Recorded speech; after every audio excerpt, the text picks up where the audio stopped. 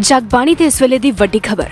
शुक्रवार शनिवार की दरमियानी रात तुर्की विच आए भूचाल ने भारी तबाही मचाई। भूचाल तुर्की के पूर्वी हिस्से विच आया। 6.7 तीव्रता वाले भूचाल का केंद्र एलाजिग सूबा है। इस कुदरती आफत कारण 18 लोगों की मौत हो गई, जबकि 200 तो ज्यादा लोग जख्मी हो गए, जिन्हां चों कईयां दी हालत गंभीर दसी जा रही है। इस शक्तिशाली भूचाल नाल करीब 10 इमारतां पूरी तरह जमीन दोष हो गईयां, जबकि कई घरां नूं भी नुकसान होया। कई लोगों के इमारतां दे मलबे हेठ दबे होण दी भी खबर है। खबरां मुताबिक भूचाल कारण कई इमारतां विच अग लगण दी भी खबर है। फिलहाल राहत ते बचाव प्रबंध जारी ने ते मृतकों की गिणती विच होर वाधा होने का खदशा भी प्रगटाया जा रहा है। तुर्की विच करीब 15 वार भूचाल के झटके महसूस किए गए, जिस नाल लोकां च दहशत फैल गई। तुर्की के गुआंढी देश इराक, सीरिया ते लेबनान विच भी भूचाल के झटके महसूस किए गए। Bureau report, Jagbani TV.